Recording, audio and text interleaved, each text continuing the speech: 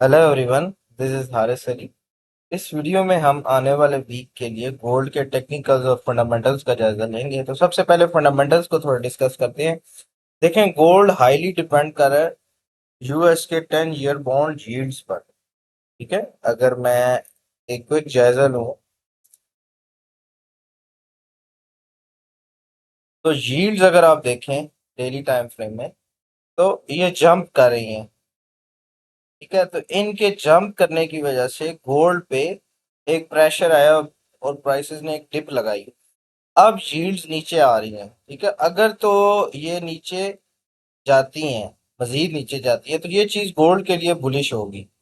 लेकिन अगर यहाँ से ये स्ट्रक्चर लेवल टेस्ट हो रहा है, अगर ये प्राइस यहाँ से रिजेक्ट होती है और यील्ड्स दोबारा से ऊपर जाने लग पड़ेंगी, तो ये चीज गोल्ड के लिए बेरिश होगी। तो यील्ड्स का नीचे आना गोल्ड के बुलिश जाने के लिए बहुत ज्यादा जरूरी है। ठीक है, अब क्योंकि ये चीज इन्फ्लेशन पे डिपेंड कर रही है, इन्फ्लेशन यूएस में जितनी हाई होगी यील्ड्स उतना जंप करेंगी। अगर इन्फ्लेशन के फियर कम होंगे, यील्ड्स नीचे गिरेंगी, तो ये चीज गोल्ड के लिए बुलिश है।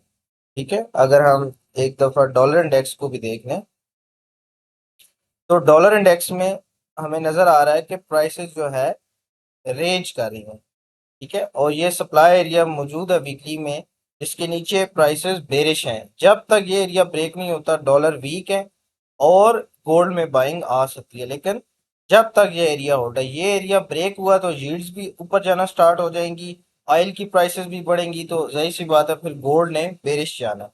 ठीक है, ऑयल पे अगर हम एक आउटलुक दें, अगर ऑयल पे हम जाए तो ऑयल जो है वो डिप कर रहा है अभी। ठीक है, और इन लोस की तरफ ऑयल जा सकता है या फिर इसी एरिया को सपोर्ट बनाकर ये बुलिश जा सकता है। ठीक है, तो ऑयल का बेरिश जाना, यील्ड्स का बेरिश जाना, डॉलर का बेरिश जाना, गोल्ड के, यानी उसके बाद गोल्ड को बुलिश जाने से कोई भी नहीं रोक सकता।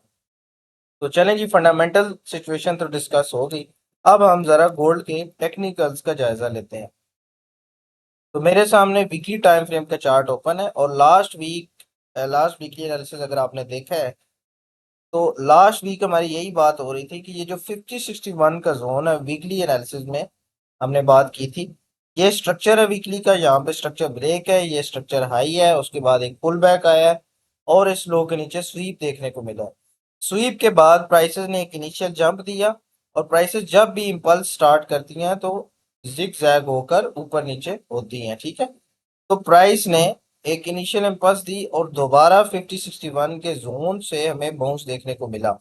और सबसे इंपॉर्टेंट चीज, ये लो प्राइस ने अभी तक ब्रेक नहीं की। लास्ट वीक भी इसको स्वीप किया और इस वीक भी इसी लो को स्वीप किया, इसके नीचे ब्रेकआउट नहीं किया। तो ये क्या चीज हमें बता रहा है कि प्राइसेस अभी तक वीकली टाइम फ्रेम में बुलिश हैं और यहां से एक बुलिश इम्पल्स स्टार्ट हो सकती है।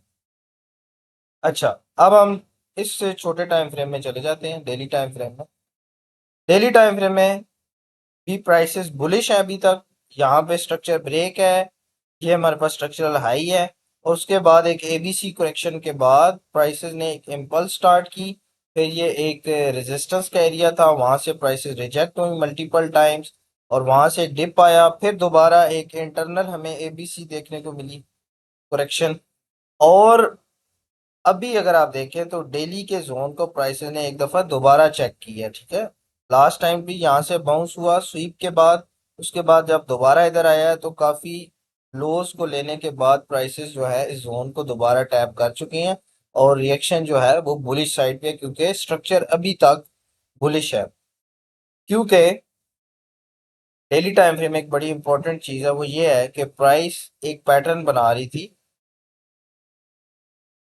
इस तरह का। ये बेरिश का पैटर्न होता है, लेकिन इस लो को ब्रेकआउट नहीं किया प्राइसेस ने, जो कि बुलिश का साइन है। अगर ये लो ब्रेक हो जाती तो प्राइसेस फिर इस लो को लेने चली जाती, लेकिन प्राइस ने अभी तक इस लो को ब्रेक नहीं किया, ना वीकली में ना डेली में।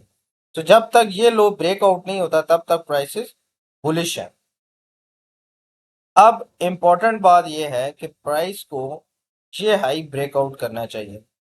ये जो हमारे पास 4578 का हाई है, ये डेली टाइम फ्रेम में बहुत ज्यादा इंपॉर्टेंट है। इसको प्राइस ब्रेक करे तो हम कह सकते हैं कि प्राइस का जो नेक्स्ट टारगेट होगा ये इन हाइस तक प्राइसेस जा सकती हैं, इसको पहले लेंगी, फिर इसको, और फिर फाइनल इस हाई को लेकर प्राइसेस यहाँ से कोई पुल बैक देंगी। ठीक है, ऊपर ट्रेंड लाइन भी हमारे पास आ रही है। ठीक है, तो गोल्ड में अभी अगर ये हाई ब्रेक होता है, ये जो रेड लाइन है, तो इसके बाद हमें फुल फ्लैज बाइंग नजर आएगी इन हाइस तक और इन हाइस तक, यानी 5,000 के करीब तक इसके टारगेट्स हैं। लेकिन उसके लिए इस हाई का ब्रेकआउट होना जरूरी है। अच्छा, अब मंडे के लिए हमें क्या करना चाहिए?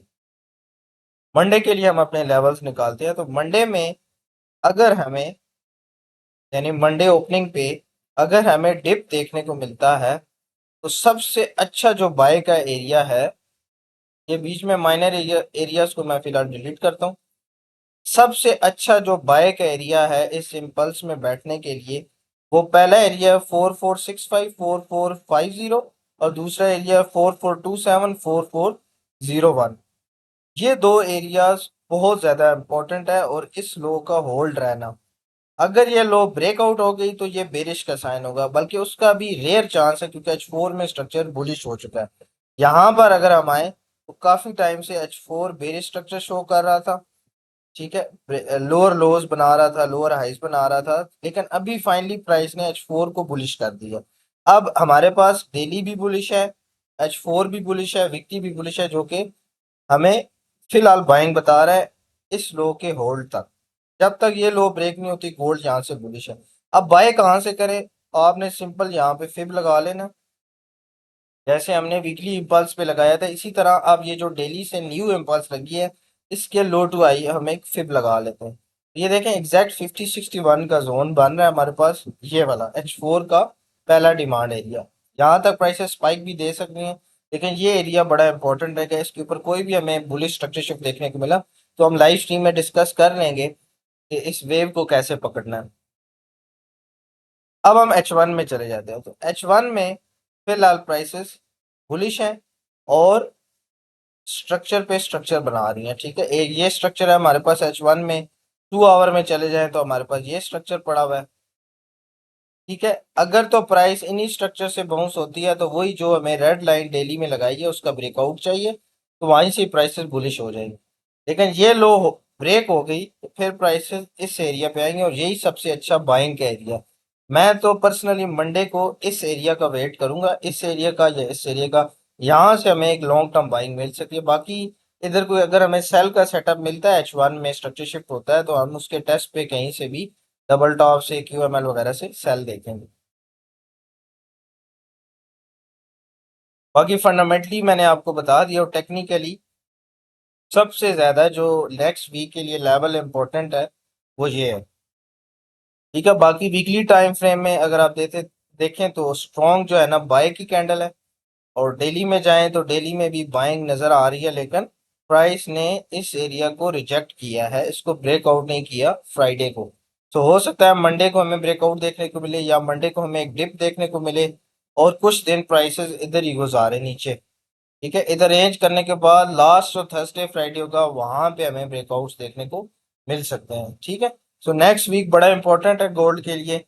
बड़ा मूव हमें वीक के एंड पे ही देखने को मिलेगा।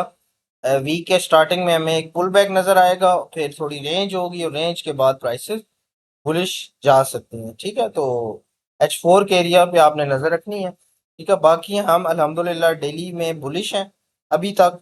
ठीक है, हम सेलर भी हैं, लेकिन सेलिंग को हम अभी लंबा नहीं देख रहे, जब तक प्राइसेस कोई डेली वीकली में सेलिंग का साइन नहीं देते हैं। डेली वीकली बुलिश है, तो अभी भी हम इसकी बाइंग ही देखेंगे।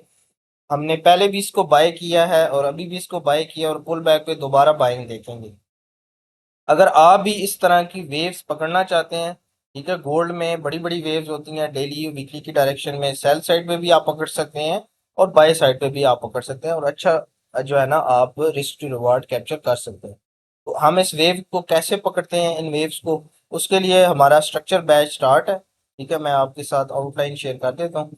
ये हमारी कोर्स आउटलाइन है, जिसमें हम इंस्टीट्यूशनल मार्केट स्ट्रक्चर पढ़ेंगे, जिसमें हम structure mapping, valid highs and lows, उसके बाद वैलिड सप्लाईज एंड डिमांड। ठीक है, इसके हमारे दो रूल्स हैं स्ट्रक्चर मैपिंग के, वो आपको सिखाए जाएंगे। फिर वैलिड सप्लाईज एंड डिमांड्स को मार्क करना, 15 दिन की ये क्लासेस हैं।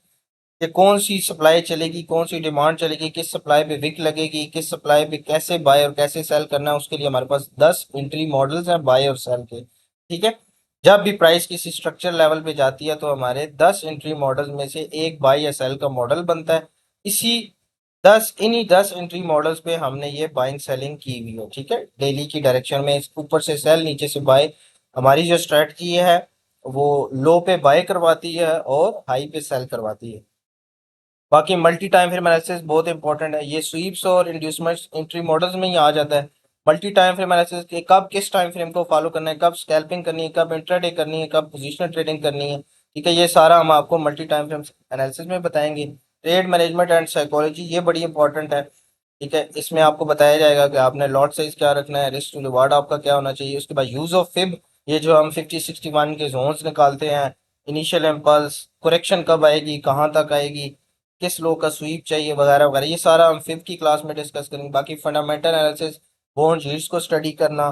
ठीक है, फॉर एग्जांपल अभी ऑस्ट्रेलियन डॉलर बहुत ज़्यादा स्ट्रॉन्ग है, सीओटी रिपोर्ट्स को स्टडी करना, तो वो सारा कुछ फंडामेंटल एनालिसिस में आ जाएगा। जिसमें हम रिटेलर की भी एनालिसिस को देखेंगे, सेंटीमेंट एनालिसिस भी इसके अंदर आएगा। बाकी लाइफ टाइम एक्सेस आपको मिलेगी जी स्ट्रक्चर इंडिकेटर की। ठीक है, जो आपको एक डायरेक्शन देता है।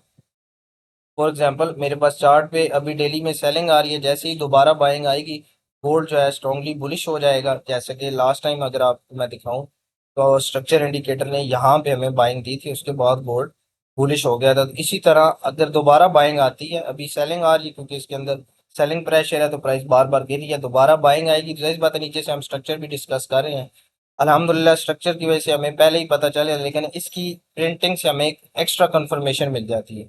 अच्छा, इसकी एक्सेस आपको मिलेगी, उसके बाद आपको आफ्टर स्पोर्ट मिलेगी। लाइव स्ट्रीम्स हम करते हैं डेली लंदन और एनवाई सेशन पे। लंदन सेशन सुबह 10 से तकरीबन 1 बजे तक और एनवाई सेशन 5 से 7 बजे तक। जो सेटअप लाइव स्ट्रीम पे बनेंगे हम लाइव स्ट्रीम में शेयर करते हैं फ्री ऑफ कॉस्ट। जो सेटअप स्ट्रीम से हट के बनेंगे वो स्ट्रक्चर ग्रुप में हम शेयर करते हैं। ठीक है, स्ट्रक्चर ग्रुप की एक्सेस भी आपको इस कोर्स के साथ मिलेगी। और अगर आप कोर्स नहीं करना चाहते हो, जस्ट स्ट्रक्चर ग्रुप की एक्सेस लेना चाहते हैं, तो आप व्हाट्सएप नंबर पर रब्ता कर सकते हैं। बाकी इंशाल्लाह लंदन सेशन पे कल मिलेंगे 10 बजे, हम लाइव आ जाएंगे। ईद की छुट्टियां थी तो इस वजह से हमने स्ट्रीमिंग नहीं की, तो इंशाल्लाह कल मंडे को 10 बजे हम लंदन सेशन पे लाइव आ जाएंगे।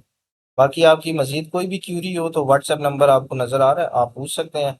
और वीडियो को लाइक शेयर करें ताकि ज़्यादा से ज़्यादा लोगों तक ये नॉलेज पहुंच सके।